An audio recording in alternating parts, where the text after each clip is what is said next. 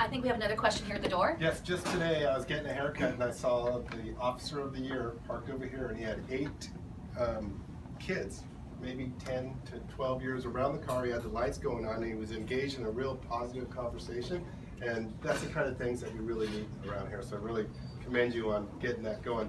My question is, there's a lot of cooperation between Port Hueneme and the City of Oxnard's police departments. Could you talk a little bit about that and how it benefits us to have a close working relationship? So to give you an example, what's nice about where I came from is I understand how the City of Oxnard works in their police department, and I can take advantage of some of the resources they have.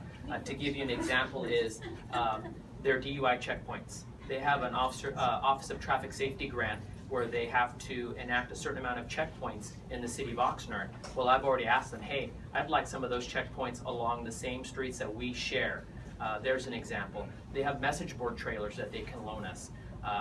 They can provide us additional enforcement when we need that enforcement here. They have several programs, youth programs, that I plan on emulating and bringing over here to this community. So those are some of the things that Oxnard offers us that we can take advantage of. They are more than willing to help, and what's nice about the relationship that I have with them is that they're more than willing to give us anything we need to make our community a safer place, because they know that in essence it's going to end up helping them as well.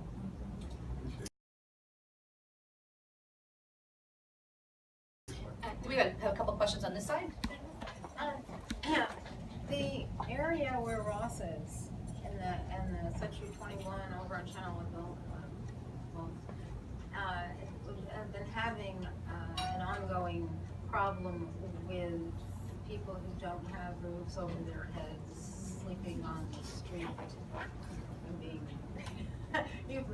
and it seems to have escalated more since the growth of the Oxnard area, which is really nice for us of Oxnard area, but I'm constantly, when I'm out there talking to the business people on that strip,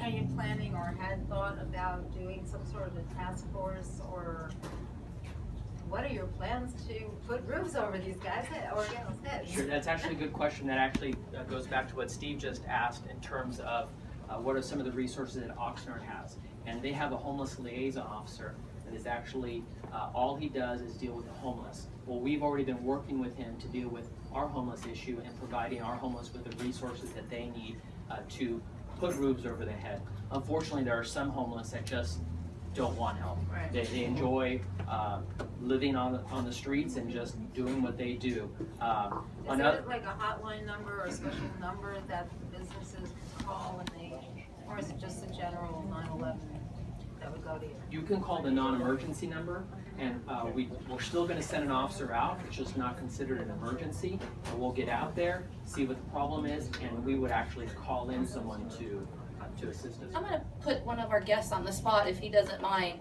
Larry, being Larry Goldstein, everyone, who is the property manager for the 99 Cent Center. As a property owner, let's say I'm the tenant of a store there, and I'm just the tenant. Do I have equal weight as or no, because I'm not the I don't. So as a tenant, my hands are tied. What I did today was give the department an authorization to remove homeless people or anyone causing a problem at the shopping center. And that has to be removed monthly. Monthly? Monthly, so it's a hassle. Is that a city ordinance that says it has to be monthly? Well, it's one of the rules, I guess. It's one of the rules enacted by the district attorney's office in terms of dealing with trespassers and people interfering with the public's right of way. So it needs to be renewed every 30 days to make sure that the property management still wants to pursue that particular individual. Okay, so it's an individual, it's not a blanket. Right. Correct. Okay, that's I didn't know that. As a former office manager of a business in the city, I've always been very, very happy with the service we've gotten from the police department. But what exactly are the rights of office managers, business managers, and business owners who are tenants of building owners that are not the owners of the building? What rights do they have to evacuate homeless people? Do we have any rights at all, or is it better to just call the police and let them deal with it? There's nothing wrong with making an actual verbal request to the homeless person, but I'd prefer you not have any type of interaction because you don't know what type of problems, ailments, mental issues they're dealing with, and I've seen many times where people have attempted to make contact and it's gone bad. So with the police department, as we have in our response times, we'll go out and handle it for you as quickly as possible. So right now I would recommend that you call us and let us address the issue. And it could be someone who we've contacted before, we understand what the issues are, and we can attempt to at least give them the resources they need and have them moving on so they're not becoming a problem for you. I just want to say we appreciate the police department. We work at Whiting Christian School, which is right down the course, so we're right across the street. And that's one thing we tell the parents, you know what? You can bring your child here. And the police are right across the street. Now tell us, like, all I have to do, if there's somebody hanging around, I call, and there's somebody out here. They walk across, take care of the problem for us all the time. And I live in Oxnard, and we had a guy running down our street with a gun, shooting. And it took 45 minutes for the police to show up. I was like, so it's not Port Hueneme. Yeah. So while there are drawbacks to being a small city in some regards, there are benefits, and having a police force that can respond. I've had to call, and yes, they are there quicker than I would have ever expected I them just to want be. to say, like, whenever I call you guys are here right away. You guys take care of the problem, so I have nothing bad to say about that. So usually you get a drunk person or somebody that is inside and doesn't want to leave. So I would say about 90% of the time, you will get a police officer to respond to your location in just about less than 10 minutes, regardless of what the issue is, whether it be doesn't matter. your car has been burglarized, or it be a transient, or someone has just been shot. As opposed to the adjacent city where I came from, they can wait hours. And so that's when I say public service is a priority here, because you will get an officer rather quickly when you call here in the city of Port Hueneme. I've had a lot of people respond to me in the where I live that the response time is normally 3 to 4 minutes when the police are there. And somebody mentioned what the response time is, if it's the county or it would be the Oxnard Police, is probably a minimum of 45 minutes. So Oh my. yeah, it's a fabulous thing that they do. Yeah. Please, more questions? It's a curiosity more than a question. How many officers do you have on staff? So including me, we have a total of 23. So at peak, I think we had up to 25 officers on the department. Due to budget cutbacks over the last couple of years, we're down to 23 right now. The entire city. For the entire city, and I have 10 civilian staff. So we have a total of 33 full-time employees. Now, we do supplement quite a bit with reserve officers. So we give the illusion that we have more officers, but when we actually have a reserve contingency of, I want to say 7 to 8 reserve officers that help us on the weekends, that come out and help us with details. I mean, like for instance, the detail we had at Channel Lines High School, Hueneme High School, we had a reserve officer there with us to help staff that. The Strawberry Festival, where the Explorers were at this weekend, we had a reserve officer there to help them that. So they're required to give at least 2 shifts a month with our agency, and so you'll see them out there nightly helping us. Do you ever cross with the Oxnard PD, call some of your friends and say, hey, help? Absolutely, it actually happens all the time.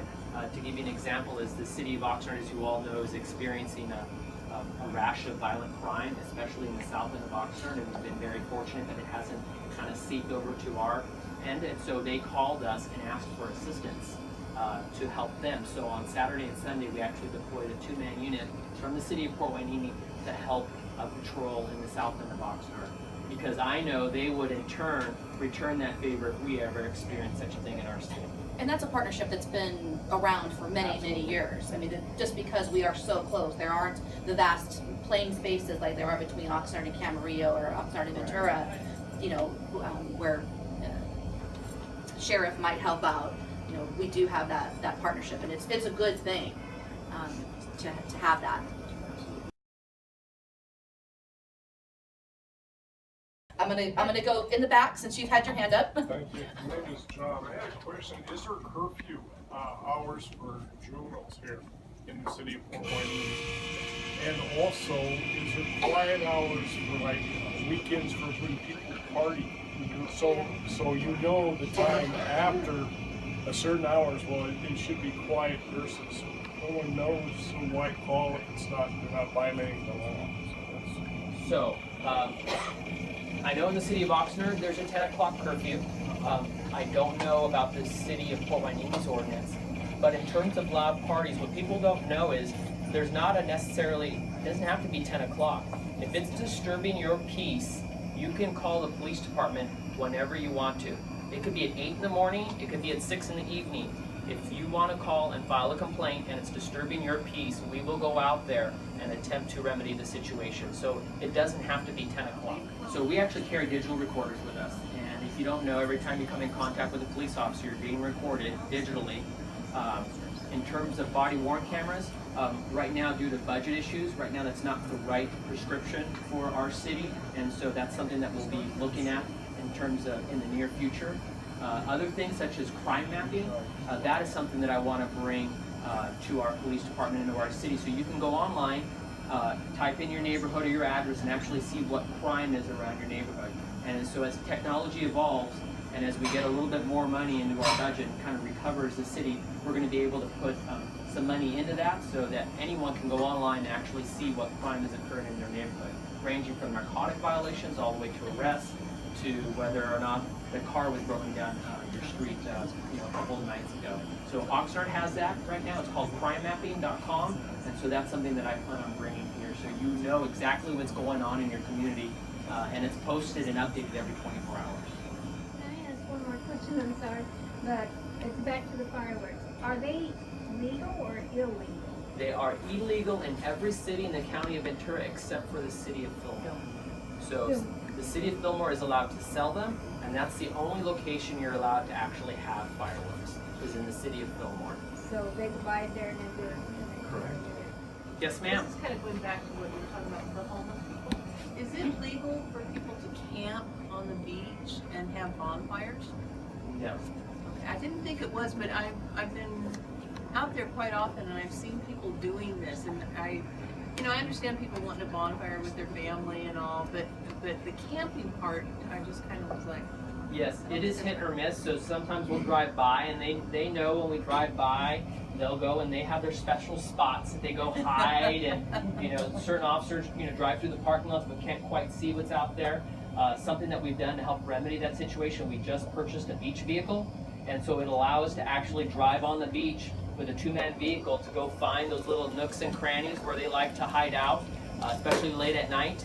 And we actually just made that purchase, so by the 4th of July it'll be deployed, and from there on out. So that'll be something that'll actually help us deal with some of the homeless issue or encampments out on the beach, especially during the summertime, because it's so nice to be out on the beach during the summer.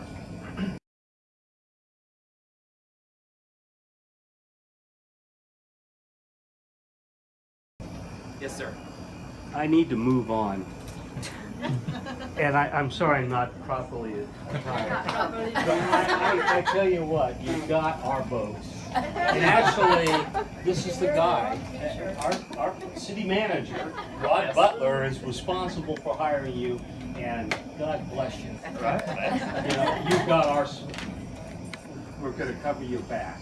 I am so impressed with what you're saying and what you're doing. Welcome aboard. Thank you very much, And sir. Jessica, give me a hug. Thank you for sponsoring this whole thing. I gotta leave. Thank you so much. Carry on.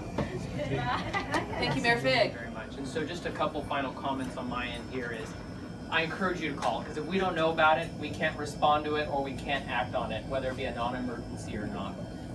In terms of us as a police department, something I've told my officers is I'm not looking for a revolution, I'm looking for an evolution. And so we're gonna work through it and evolve and become a better police department.